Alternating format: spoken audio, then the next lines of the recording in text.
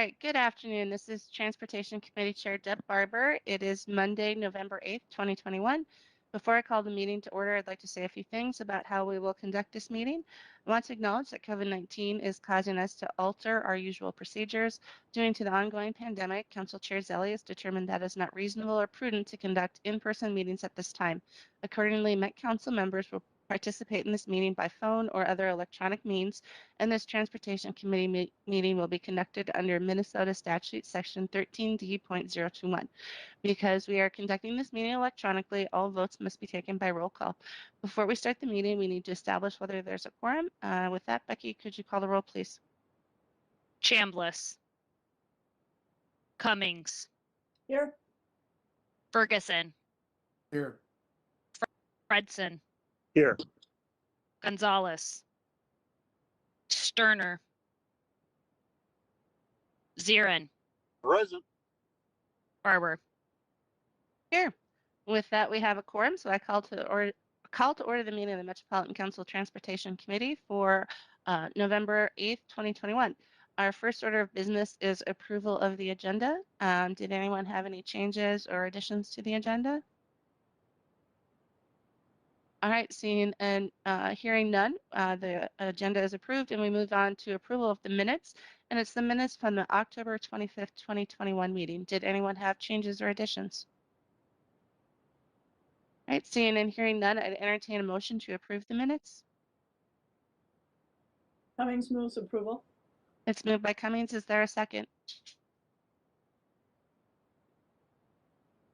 Ferguson, a second. Seconded by Ferguson. Is there any other discussion? Seeing and hearing none, Becky, could you call the roll, please? Chambliss. Cummings.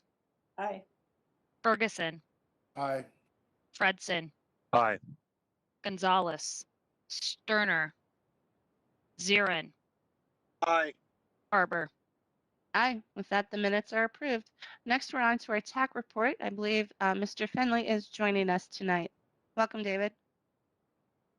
Hello again, Chair Barber, council members. Good to be here in November. Good afternoon, even though it's a little bit dark to be the afternoon.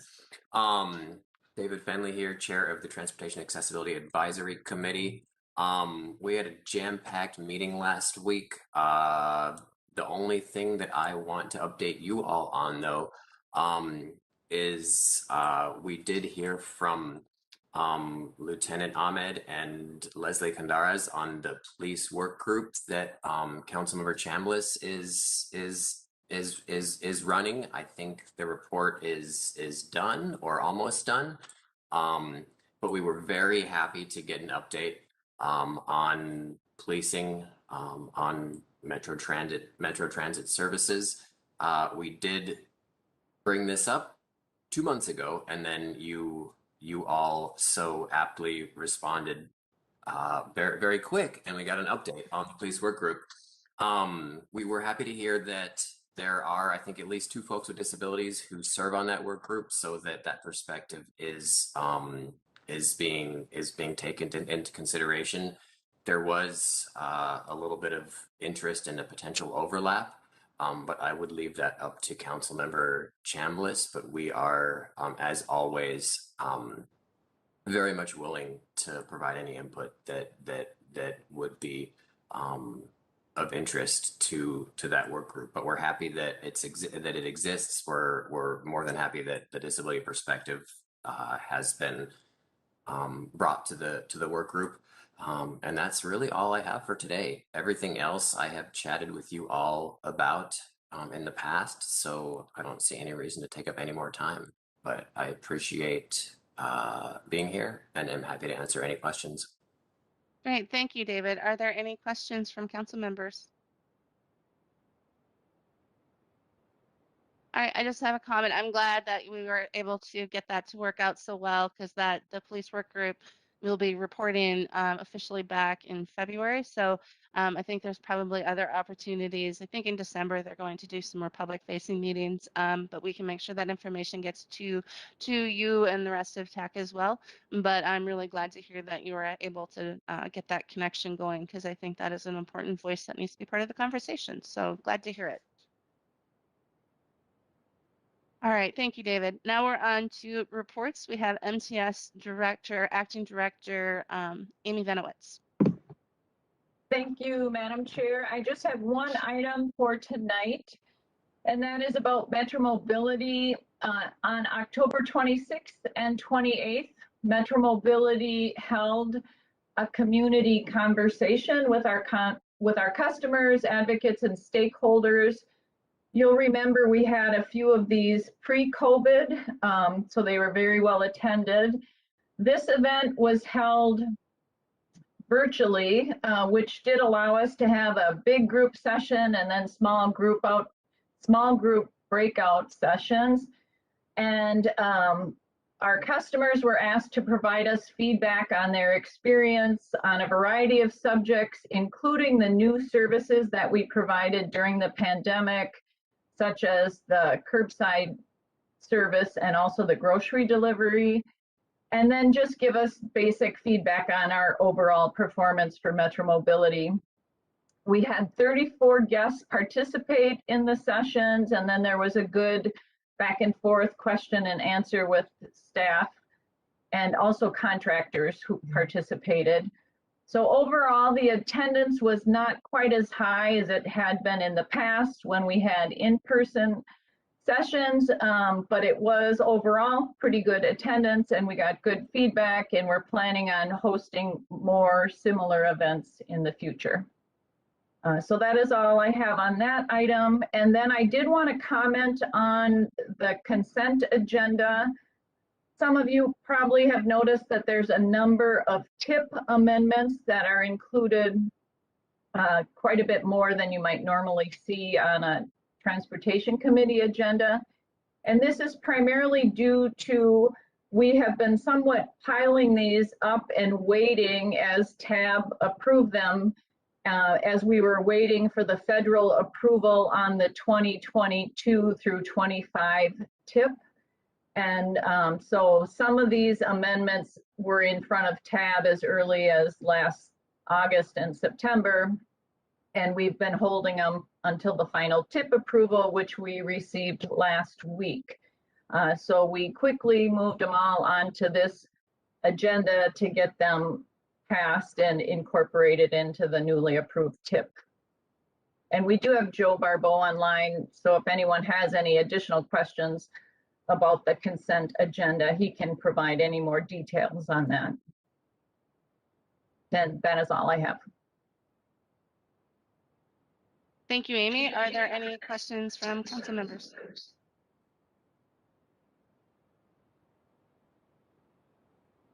All right, seeing and hearing none, we can go on to Metro Transit General Manager Koistra.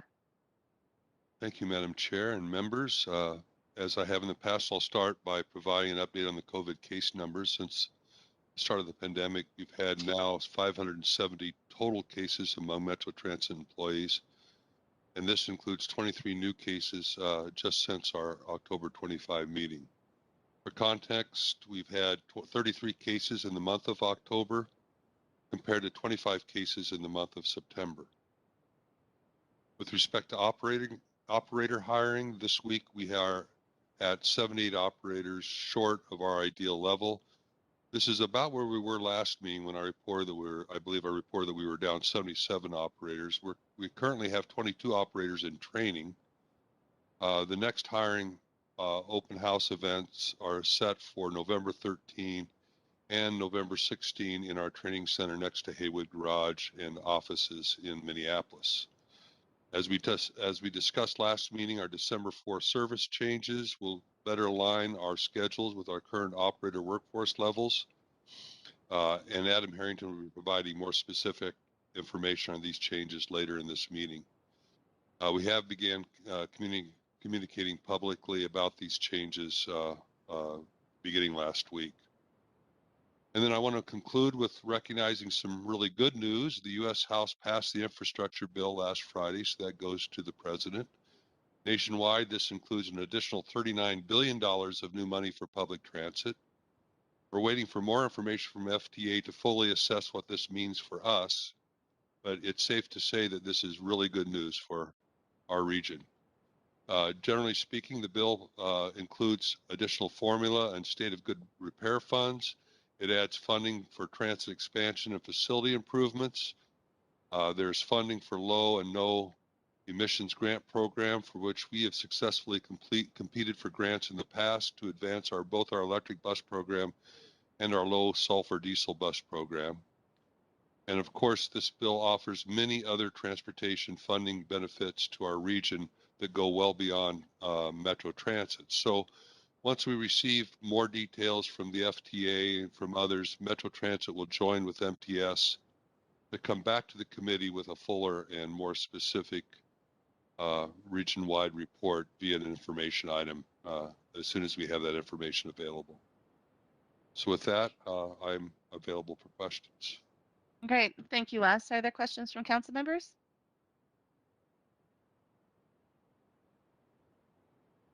All right. Seeing and hearing none, we can move on to our business for the evening. Our first item of business is the consent agenda. As Amy had mentioned, there are 9 items on consent tonight. Did anyone have any questions or comments?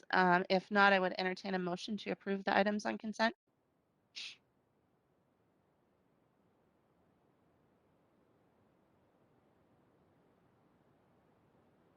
Cummings moves.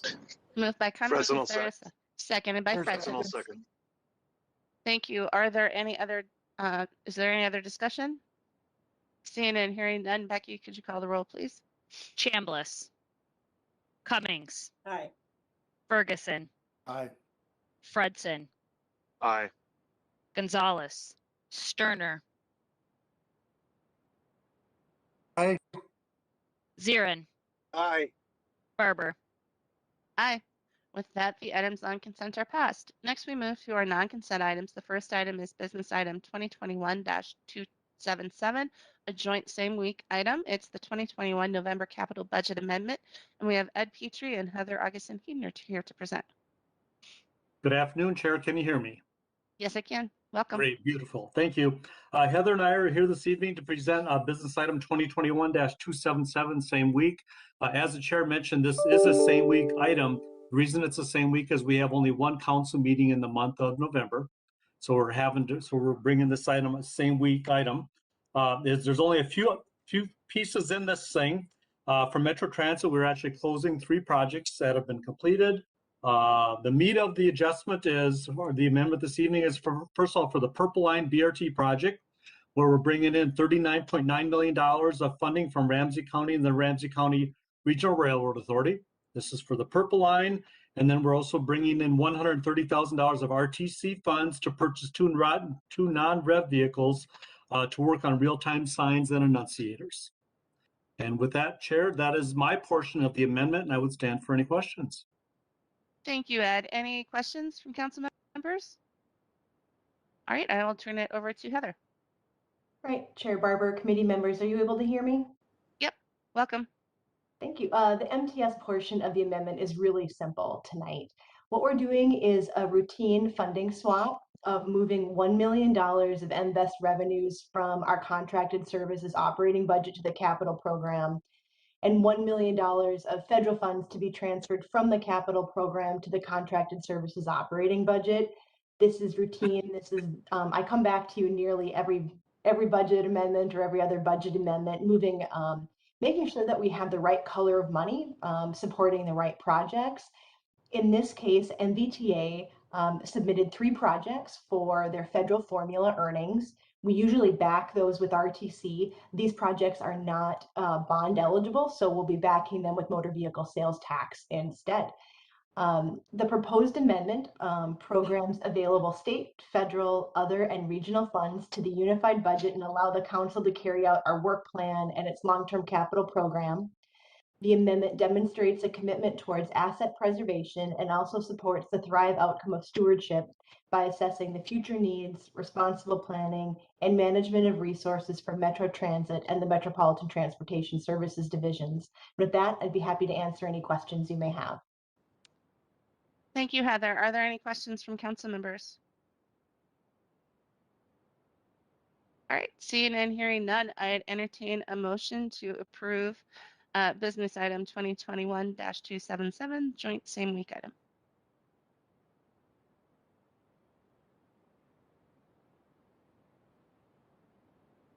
Cummings moves approval.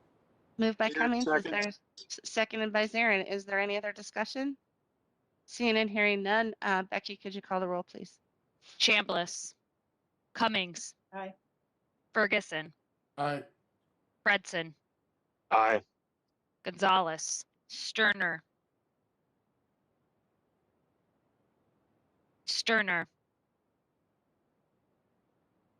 Zirin, Aye.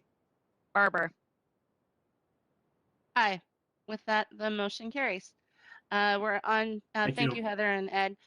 Next, we're on to business item 2021-314. It's a joint powers agreement between Minnesota Department of Public Safety, Bureau of Criminal Apprehension. I believe Dana Jabs is presenting.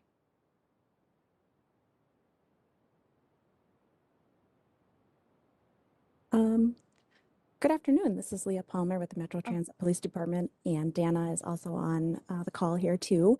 We are asking Transportation Committee to approve a joint powers agreement, for the Bureau of Criminal Apprehension so that we can have access to the Criminal Justice Information Center data. It's a standard thing that we do every 5 years.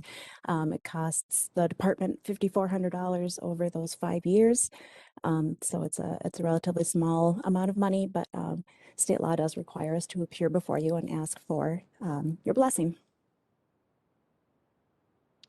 Thank you. Are there any questions from council members? Zarin All right. moves the item. It's moved by Zarin. Is there a second? Cummings seconds. Seconded by Cummings. Is there any other discussion? Seeing and hearing none. Becky, could you call the roll, please? Chambliss, Cummings, Aye. Ferguson, Aye. Fredson, Aye. Gonzalez, Sterner,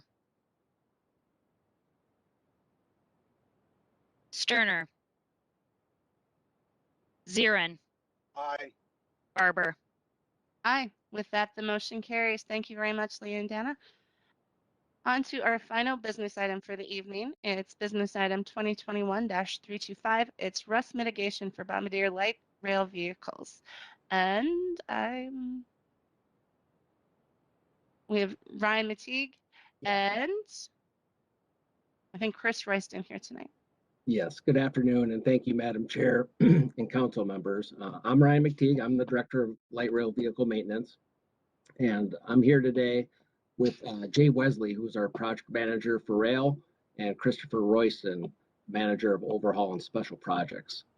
We're here to review business item 2021-035, which seeks approval to move forward on awarding some extensive project work for our aging Type 1 vehicles, more specifically towards rust mitigation and fleet upgrades in support of ongoing preservation for our 27 Bombardier vehicles.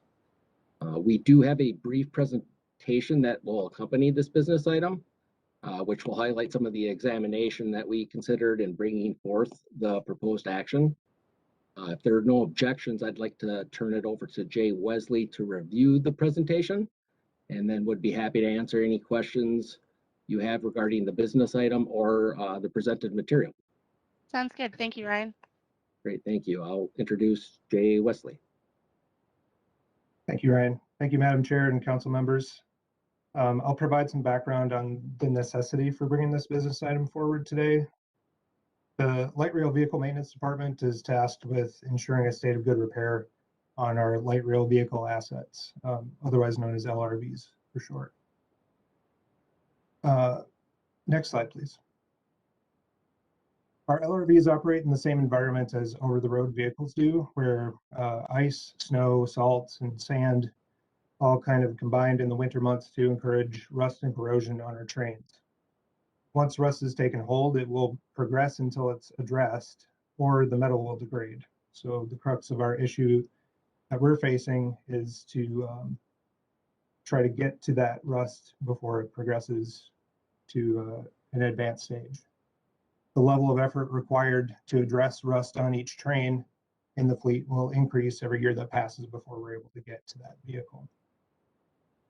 Our projections for the overall completion of this rust mitigation work are informed by our experience working a sample of LRVs from both the Type 1 and Type 2 fleets. Our current staff and pacing, along with a small projected annual increase in effort per LRV, leads us to project that eventually we might arrive in a situation where we'll jeopardize maintaining a state of good repair for the entire fleet. We evaluated the possibility of increasing our current staffing level in the paint and body department where this work is performed, but due to trends in hiring, this does not appear to be a viable option. Next slide, please. By September of this year, we had received 41 applications for open LRV maintenance technician positions within our group. Out of that group of applications, 2 led to successful hires. As we drill into the number of applications that we received by month, there was a downward trend over the course of the year. And because of that trend, we anticipate placing the number of staff needed for this effort to be a multi-year endeavor. With that realization, it became apparent that outsourcing at least a portion of this work would be necessary. Next slide, please. We want to find a path forward that gives our in-house staff the ability to perform this work as an ongoing program, which means keeping the effort per LRV within a level that they can support. We believe that the best option to do this is to outsource the remaining Type 1 rust mitigation work. And this will allow our current staff to work on the much larger Type 2 fleet while the effort per LRV remains at a manageable level. If we were to wait to take on this type of action, outsourcing the Type 2 fleet later would be a much costlier endeavor. Next slide, please. Our request for proposals to address this need yielded a viable option with a company called Railcar Co. This company has expertise in the exact same type of work, and in fact, they've demonstrated doing a nearly identical project on LRVs with TriMet in Portland, Oregon.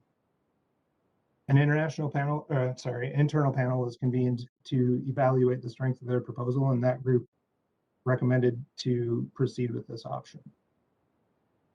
Therefore, it is our recommendation that the Metropolitan Council authorize the regional administrator to negotiate and execute contract 20P035 with Railcar Co. for rust mitigation and fleet improvement services on the Bombardier Type 1 LRVs in an amount not to exceed $7.7 million, $4,246. With that, Madam Chair, Ryan McTeague, Chris Royston, and myself would be happy to take any questions that you might have. Great, thank you, Jay.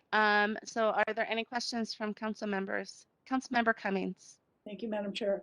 I'm wondering if in general, I understand the need for this rust mitigation, but I'm wondering in general, given that transit has dropped during the pandemic and the LRVs were out less and less, are we expecting longer use and less repair and less mitigation of wear and tear in the coming years, or how does that factor in?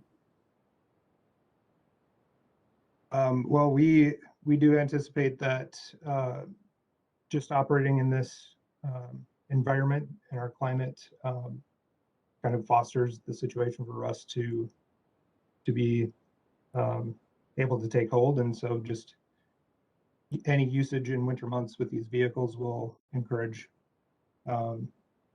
this condition to be present, regardless of how many miles the vehicles actually travel. And if I may, I'll just add that the usage of our vehicles has not declined to date. Although ridership has been below average, we have been providing the vehicles to support the necessary spacing, the 6-foot recommendations, and give our passengers that comfort of being able to space as you would any other place. Yes. Chair, Madam Chair, Councilmember Harper, certainly mileage does play a factor, but so does time. So once the LRVs are exposed to an environment, they're going to be in a constant state of rust, needing rust mitigation, whether they're in service or not. Councilmember Cummings? Thank you, Madam Chair. Just a follow-up comment. No, I understand that we have this. I just know that with my car having been in the garage so much over the last 18 months, almost 2 years now, that the wear and tear has gone down significantly. So I understand that we're continuing to use the vehicles. I just was wondering in general. So I appreciate your answers. Thank you. Councilmember Zarin? Yes, thank you, Chair Barber. My question is this work going to be done here locally, or do we have to pull panels off and ship it to another state? Does a rail car co have facility here in the Twin Cities area?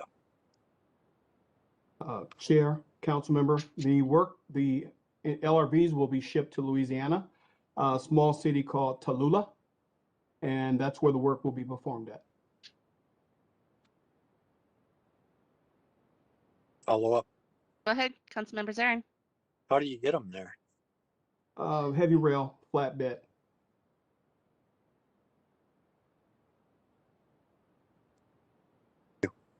All right, additional questions or comments? So I have one question. How much longer will this extend the life of the LRVs? Chair, Councilmember, as you know, we are required to keep the vehicles in service minimum of 30 years. Without rust mitigation, it will certainly shorten their lifespan. And to keep the vehicles in a state of good repair, rust mitigation is required. We anticipate keeping the vehicles in service for as long as 40 years.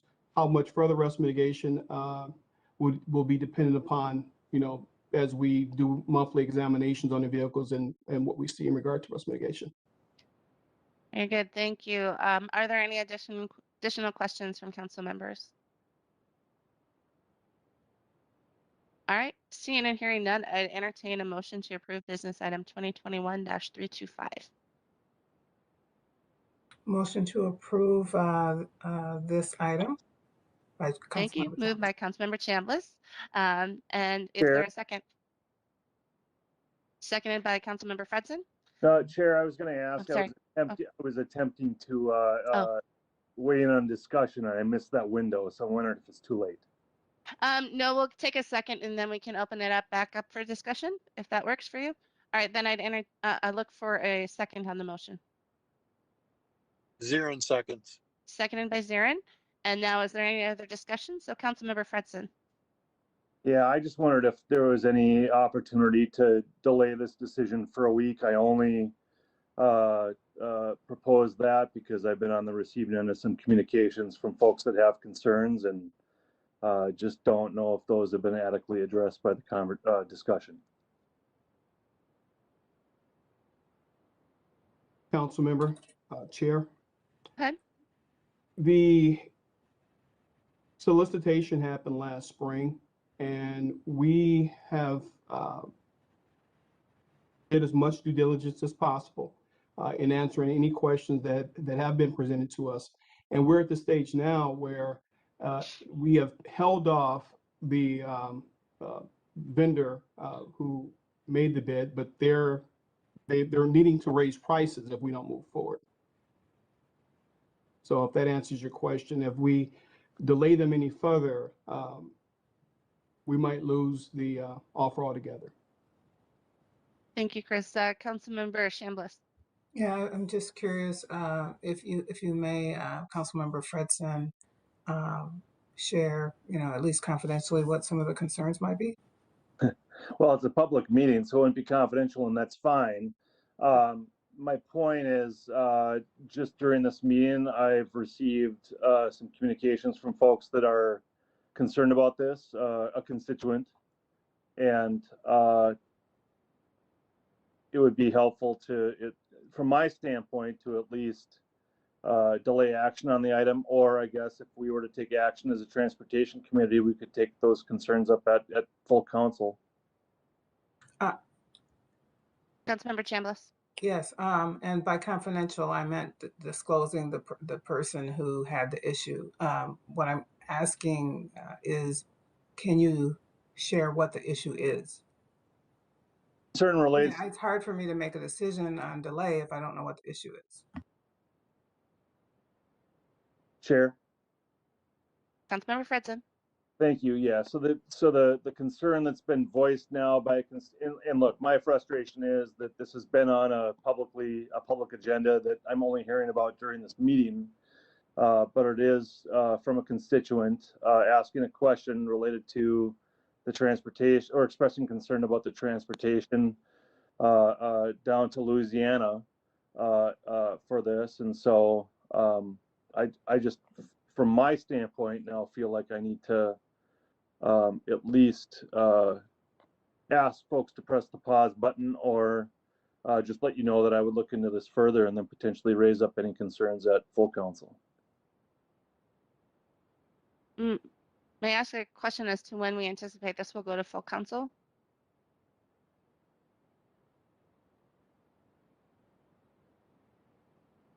Is it in December? I don't know. Yeah, Madam Chair, Council, I believe the date that was given to me was December 8th, so a month from today for council. So I believe that should give you opportunity to address any concerns in the meantime. And I'd be happy to recommend that it move non-consent. You All right, could with that, also just do the second week item next transportation committee and get the information. I didn't hear we could,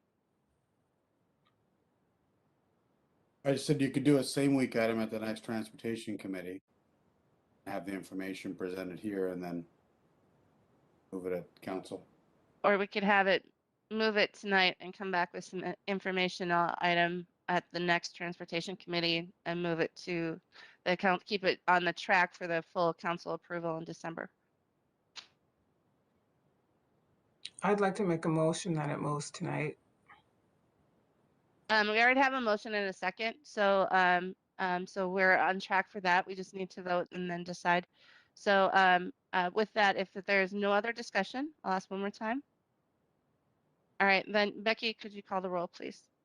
Chambliss, Aye. Cummings, Aye. Ferguson, Aye. Fredson, I'll abstain. Thank you. Gonzalez, Sterner,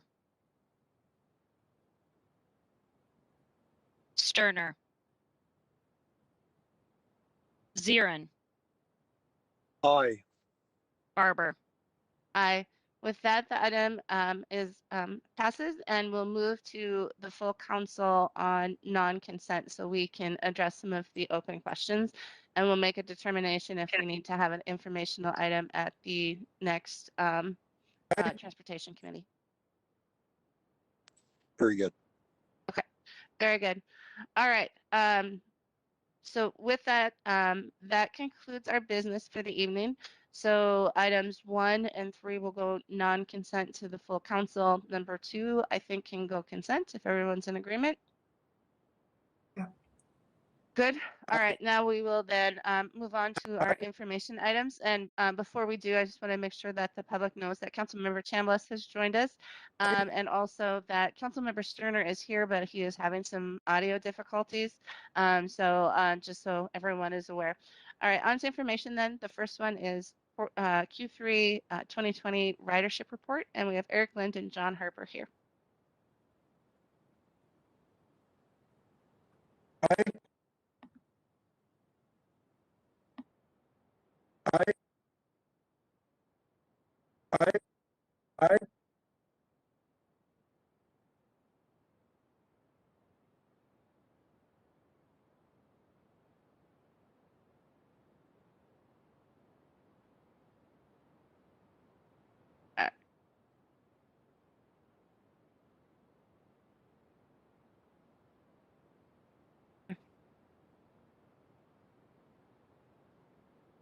All right, John and Eric, can you guys hear me?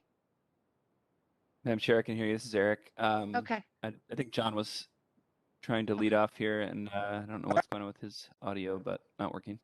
Okay. The joys of technology. We all have been there. Well, why don't I get started and see if John can join. John, are you Can there? you hear me now, Madam Chair? Yes, I can. Okay, very good. All right. So I'll present this way without my headphones then. So sorry about the technology issue. Seems like we're all having those today. So as I was saying, I am the manager of contracted transit service in MTS, and Eric Lind on the presentation with me is manager of analytics and research at Metro Transit. And we're here to provide the third quarter ridership report.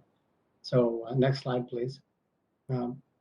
I am going to go through some high-level summary slides. Eric will then present a little bit of a deep dive into a particular topic that he can talk about, and then provide some takeaways, and then we're here to answer some questions for you. So just real broadly speaking, we are, it is good news in this presentation. We, as you can see by the green line here, if you can see your colors, we in 2021 are beginning to recover from COVID. We are showing the line at the top, that's the red line, is 2019 ridership, just to provide a pre-COVID reference point here. So we are beginning our long ascent out of COVID ridership and returning towards pre-COVID, but we still have quite a ways to go, and we can talk through some of those items as we go through our short presentation here. So next slide, please. I do want to point out that we have incorporated the 2019 annual year-to-date total at the top of the first few slides here, just to give a reference point. We are, and I also want to point out that the year-to-date comparison 21 to 2020 has those first 3 months of 2020 where the ridership was still pre-COVID.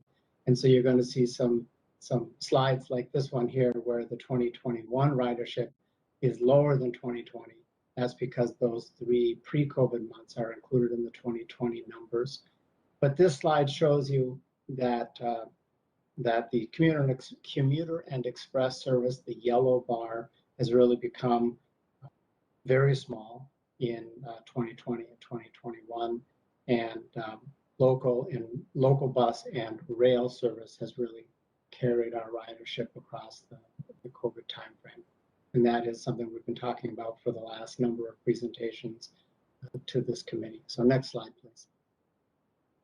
This next slide here shows the year-to-date changes in each of the modes and type of service. And I'll again say that first quarter of last year, pre-COVID, bolsters those numbers. And so a lot of these numbers are down or relatively even, and that's because of that. So, but I just want to show this as year-to-date. And we can move on to the next slide, which shows Q3 only. And we are, as I mentioned at the beginning, showing some rebound in Q3 of 2021 compared to Q3 of 2020. And I will point out a couple of items in my work area. So Metro Mobility and Transit Link service are both within the MTS work area. And in 2020, third quarter, the Metro Mobility ridership was about 50% of pre-COVID. We are now up near 75% of pre-COVID. And so we are seeing quite a rebound in our Metro Mobility program. And that really is demand ridership coming back. So as Metro Mobility eligible riders are returning to their normal routines or more normal routines, that ridership is adjusting back. Transit Link likewise was at 40% of pre-COVID this time last year and is now at 55% of pre-COVID.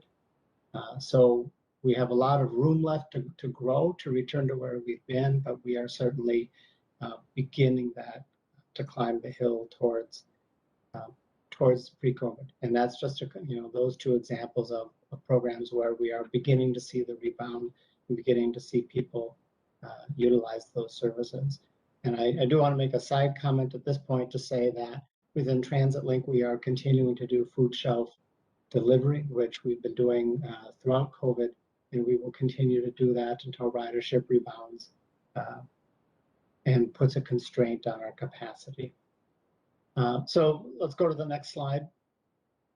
And this just shows, if you take the various bus types of service, this shows that the recovery has not been entirely equal, but Express, as we know, dropped much lower than the others as compared to pre-COVID levels.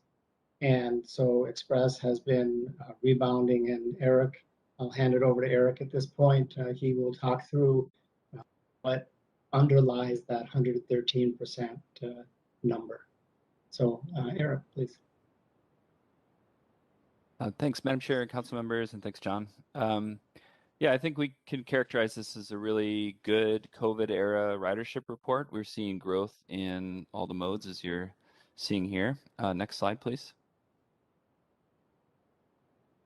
So one thing I wanted to focus on was the commuter and express ridership. And as you can see, the 2021 numbers have been consistently higher through most of the year, and especially this summer and early into the fall to the end of that third quarter.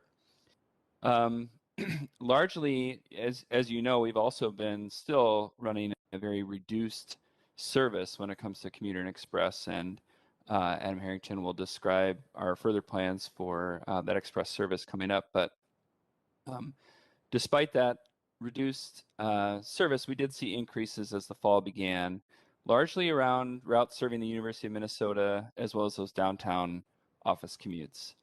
And it's that downtown office commutes that we have all been talking about for a long time during the pandemic, wondering how those were going to change in this COVID era and how that was going to impact ridership. So I just wanted to highlight one thing that we've been seeing as a consistent pattern in the ridership numbers. So next slide. And this is a little zoom in, little pop out on the 1 week at the end of September. But this is actually a pattern we've seen continuing through October. And it's maybe not surprising to some of you who have been talking to your colleagues or in fact your own workplaces about patterns of being in office. We can really see how people's telecommute patterns show up in their decisions to travel on transit. So essentially you see where there's a Monday, which is that first dot there just below 4,000 rides on Express Bus in that particular week. Monday's about it's a little depressed compared to the middle of the week. So we have a Tuesday, which is usually the high point, Wednesday and Thursday close behind, and then Friday you see is again a very significant drop from any of the prior days of the week. So as we see this consistent pattern of ridership, it matches data we have from other sources about how people are choosing to line up their commuter and express, their telework schedules. In other words, what days a week they're going to be in the office.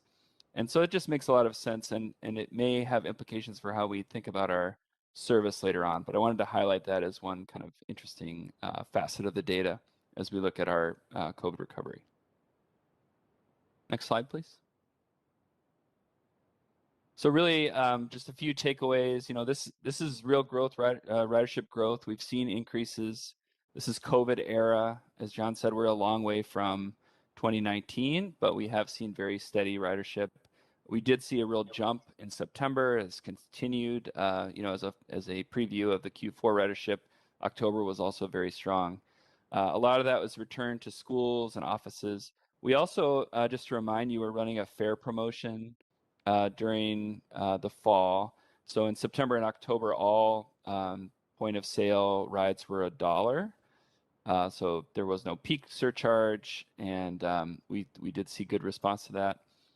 That promotion's over, but we also had promotions on some of our past programs that have continued. So that is part of the mix as well. And what we're trying to do internally is unravel the influence of all these different facets, whether it's behavior or to do with the fare promotion. But as you can imagine, that's probably a little bit hard to disentangle. All in all, there are a lot of factors that were promoting a little bit of increased ridership, and we saw those happen. I mentioned this telework impact on express ridership. That's something from all the surveys and data that we've seen is not likely to be a short-term trend. Telework is going to be part of what we understand about express ridership for a long time to come. And then finally, just to highlight, going back to those first couple slides, where we're at, it's unlikely that we're going to beat 2020 if we think about the next 3 months. It would be a lot to overcome the fact that the first 2 months of 2020 were in that quote unquote normal pre-COVID situation. So just flagging that even though this was a strong ridership month, we're still going to be probably coming in around or a little bit lower than we did at an annual basis for 2020. And with that, I'd be happy to stand with John for any questions. Thank you very much, Eric and John.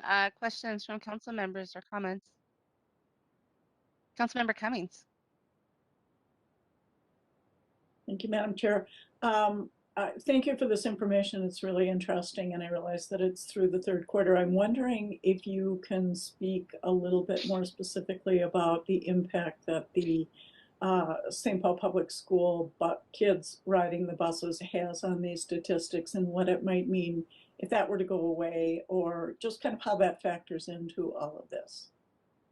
Madam Chair, Councilmember Cummings, yes, we definitely see an impact of the high school service, both Minneapolis and St. Paul public schools. We see it in a couple of different ways. One, the routes that are showing resilience and increased ridership. So the routes in St. Paul that are serving schools. And also the time of day of the boarding. So we have pretty fine-grained idea of when people are riding. What we're seeing right now is 2 peaks, and one at 7 a.m., one at about 3 p.m. So you really do see the influence of high school student travel, which of course is wrapping up in that 3 p.m. hour, popping out in the data. So what I'd characterize it as the high school market is contributing significantly to our increased fall ridership. And Madam Chair and Councilmember Cummings, I will add one sort of anecdotal tidbit as well. The niche that contracted fixed route provides for the council is smaller than standard bus type service. And so we run 30-foot transit bus, we run cutaway style transit bus. And we're very careful as we, and Adam can talk about this if this comes up in his presentation, we're very careful about what service is operated by Metro Transit, what service is operated in the contract environment because of that. And the school trips have kind of thrown that off kilter a little bit for us, because where we've had, I'll give you an example, Lexington Avenue is run in a cutaway style bus, the Route 83, and that has one trip now with 25 or 30 kids who want to ride, and the bus has a little more than 20 seats. And so, we get this one trip where there's no demand, and we're trying to address what do you do with that by putting a different vehicle on, providing a supplemental trip, those kinds of things in order to protect the trip and to allow those students to ride. So it has done some things like that, as well as bolster the ridership, as Eric has talked about. Councilmember Cummings. Follow up. Thank you. I would like to thank you for this data, and I think that it's, again, I thank you, all of the team that works on this. It is so important to be able to have this data available to analyze, again, when these opportunities come up during challenging times, to pivot and provide aid or assistance where it wasn't expected or hasn't normally been part of what Metro Transit does. So I think collecting this data, analyzing this data, watching it closely is really important for transit to know how best to respond. I mean, every day is a new challenge, and so thank you for what you're doing. Thank you for the report. I think it's really interesting, and I think it's important to inform the upcoming decisions that we're going to need to continue to make during this sort of transitionary time as we come out of COVID. So thank you. Thank you, Councilmember Cummins. On to Councilmember Chambliss. Yes, I just wanted to say it's great getting these updates along the way, as we have been, especially during the pandemic, and encouraging that ridership is starting to pick up a little bit. So hopefully that trend continues, and looking forward to getting some more positive reports. Madam Chair and council members, if I may,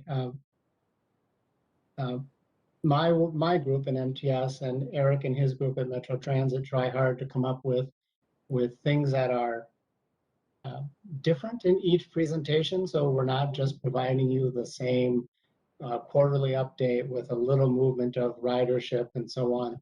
And you know, it's been fun for me to see Eric's part of the presentation that he adds in to dissect these little pieces that kind of fly under the radar. And you know, and I guess I'll say to the committee members, if there are things that you are curious about that kind of run below the surface, and you think, you know, what is it behind the numbers?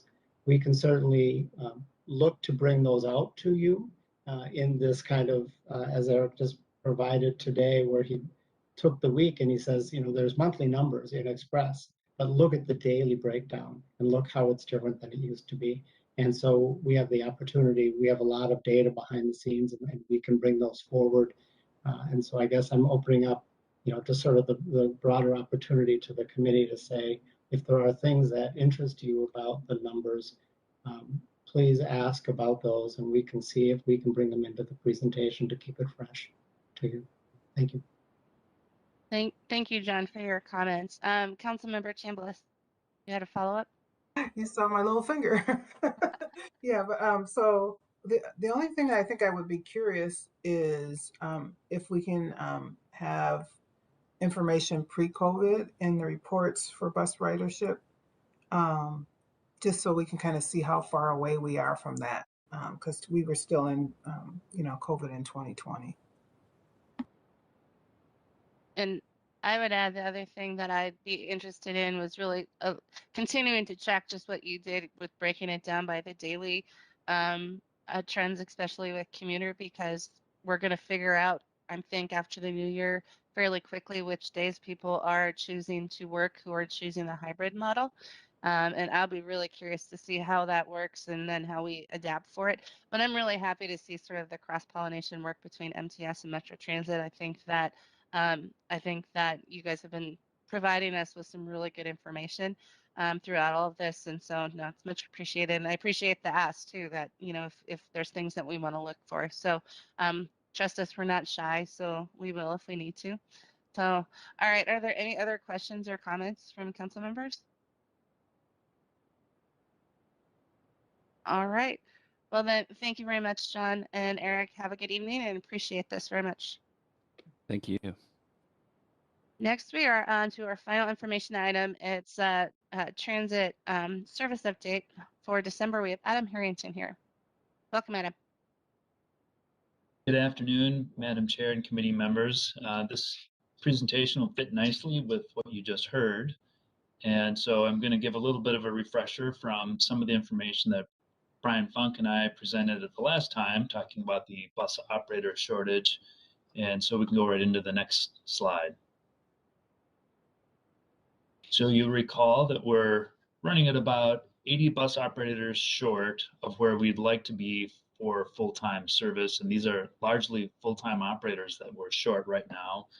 We've been hiring continuously since March 2021 and have had many in-person fairs to attract new operators and bonuses and referrals, and it's still been a challenging market to hire in. And of course, during that time, we've missed some work for our customers.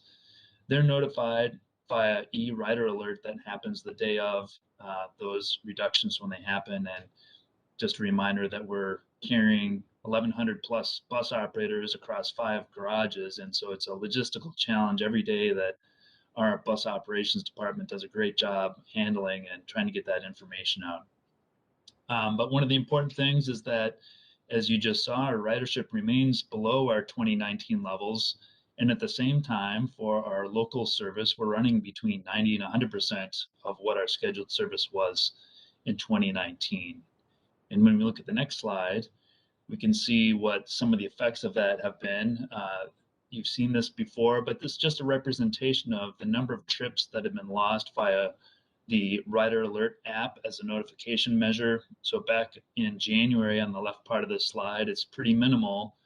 But as we get into August and September, it spikes up quite a bit. And if we had October on this slide, it would continue to grow graphically on here. So we're trying to manage a situation where we're providing confidence to our customers that the service that we tell them that we're going to provide, we are actually providing. And so we're not alone in this battle to make sure we've got operators. And when we look at the next slide, just some examples of other systems around the country. These are transit system stories that have been referenced where they're short operators. And the other thing that was brought up in the previous presentation is that St. Paul schools, one of the ways that we're helping them out is providing passes to a number of their high schools, which we're happy to do, but we continue to be limited in our ability to add more service and capacity on those routes. And that's a function of St. Paul schools and others that are in the same boat. They're struggling to hire operators, and we'll continue to provide good service for their students throughout the rest of the school year as well. Next slide.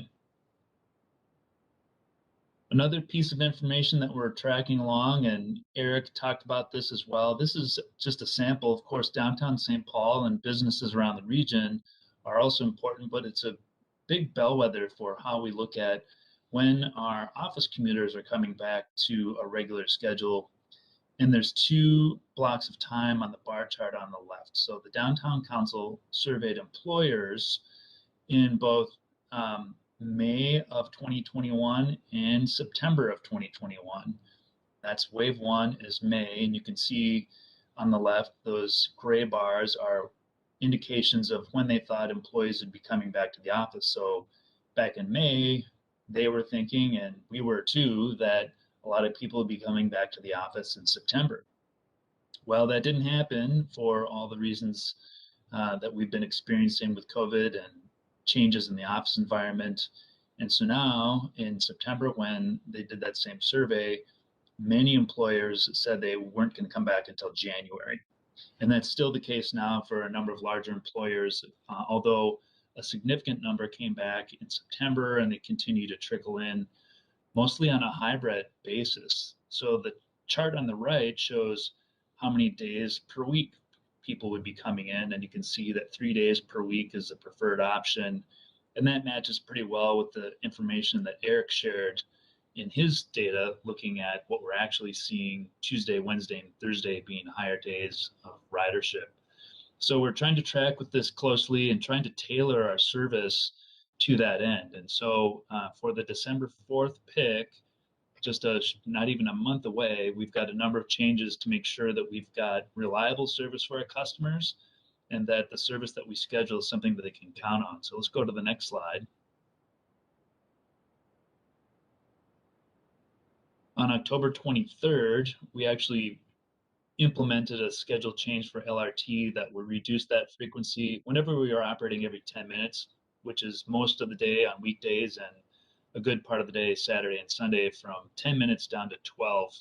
And that allows us to take a couple trains out of the system and still provide a high frequency of service and better manage that operator workforce. But as I mentioned for bus, when you have 1,100 operators, it's very difficult to make a couple tweaks and get down to that number. So our goal for December 4th is reduce our bus operator requirement to about 60. And of course, that's not the 80 I mentioned previously, but we believe between our hiring efforts and our past experience in being able to deliver reliable service with a much smaller deficit, we'll be able to do that. So I want to mention that our service development team, which has been doing tremendous work over the past 18 months, trying to manage the system, between all the ebbs and flows of COVID situations and healthcare guidance and making sure our customers and our operators are safe. They've done a really great job in focusing in on these 4 principles for how we make adjustments in December. Looking at equity, how these services might impact communities of color, low income, what are the alternate services customers might have, whether it's another route on the same corridor, or it's just a frequency adjustment, or even if they have an auto alternative if they're park riders. Of course, we want to minimize impact to ridership, and that's something we always have an eye towards. But what's really important is preserving the core frequency of our service every 10 and 15 minutes. That's something that's strong throughout our system. And while we're going to be talking about reductions, I want to remind everyone that we still have a lot of service out there. We have 90 to 95% of our pre-pandemic service operating. It's very strong and convenient, and it's going to be even more reliable when we implement some of these changes. Next slide.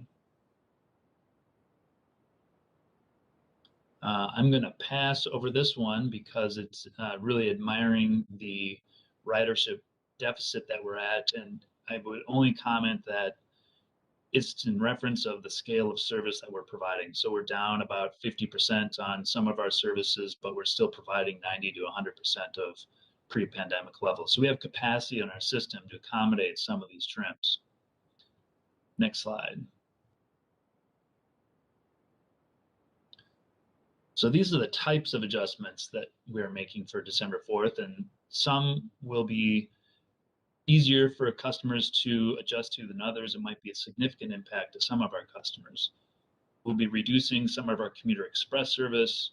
We're suspending a couple routes that have park and ride options in the same corridor, but we're also maintaining that structure of service so that we have a route from all points of the compass into the downtowns.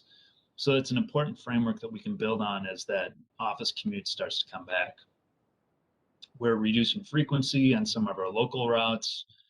A-Line is going to every 12 minutes from every 10, very similar to what we're doing on LRT.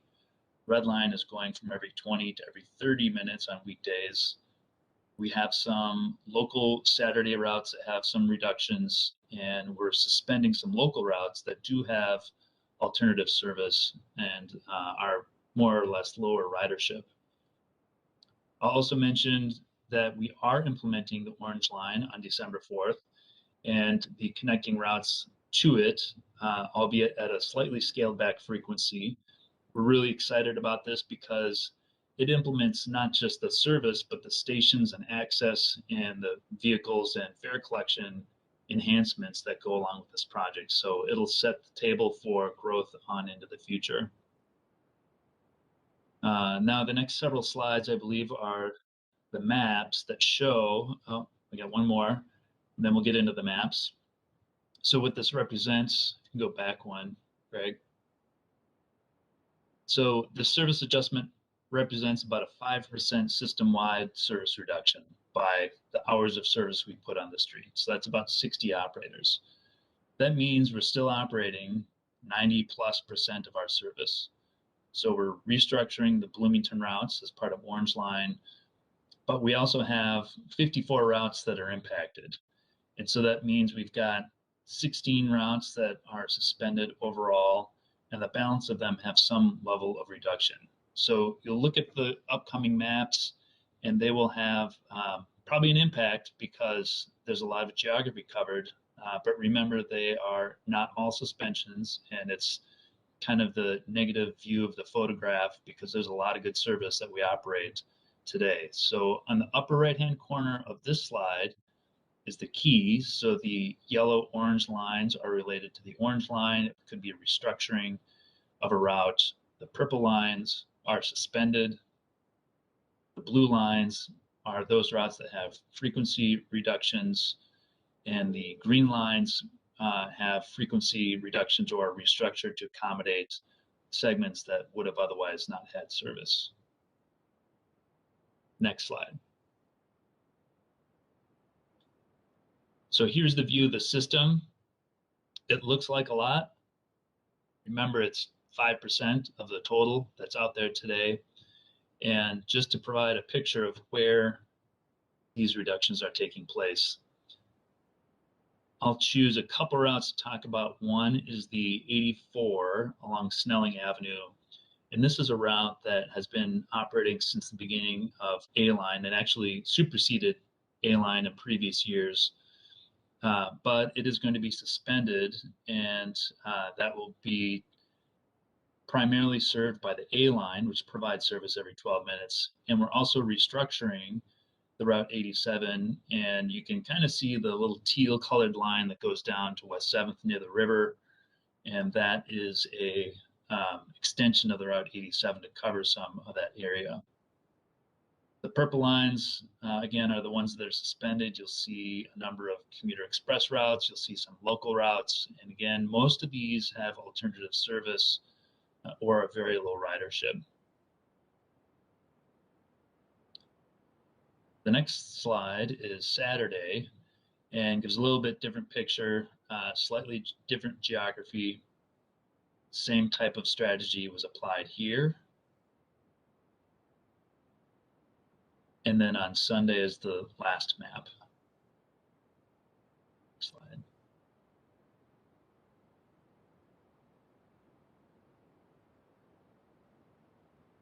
Next slide. So we've had a lot of communication on how we're handling these. There's actually information on our website right now for customers and stakeholders to see what those changes are on a route level basis. And some of the information that I've covered here is on our webpage. And if anyone goes to metrotransit.org, there's an icon on the front page that talks about the December changes.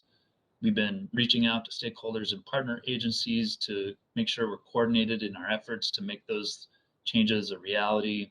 And some of them may include adjusting bus stop locations or making sure there's other accommodations in place. So between now and December 4th, we'll continue to add information to our website.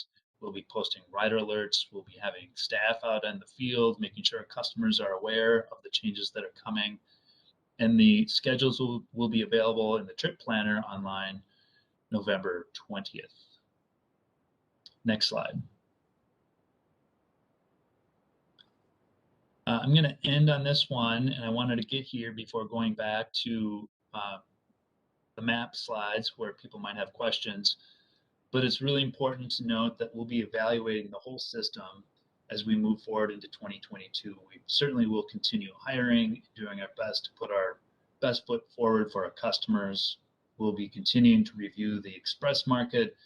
I'll note that there continues to be about 40 routes that are suspended from when we made our initial change back in March in 2020.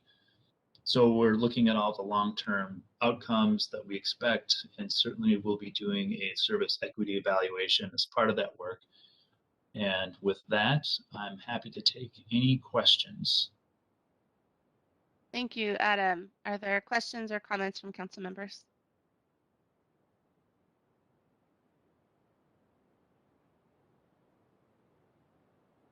I have one question. So it sounds like we're doing a lot of communication leading up to December 4th. Are we going to have people out like the first week of these changes in place? Are we going to have additional customer support personnel available? Because there are enough significant changes that I would think we'd want to make sure we can respond quickly. Madam Chair, absolutely. We'll have staff on the street. We've got a number of things in play. We have not only Orange Line, but we have a lot of routes that are pretty significant changes for some customers, and we'll make sure to have staff out to make sure those customers know what's happening and what their alternatives are. Perfect, thank you. Any additional questions or comments?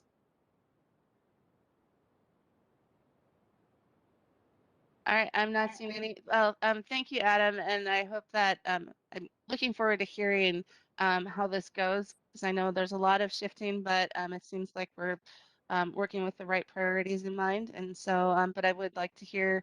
I'm looking forward to hearing back how it all goes as we implement these changes. We have one final round for council members. Anyone else? All right. Well, thank you, Adam. Great, thank you. All right. Well, that concludes our information items for the evening. So with that, unless there is anything from council members, pause for a second.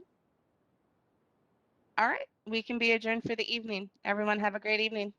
Wonderful. You too. Bye-bye. Thank you. Bye now.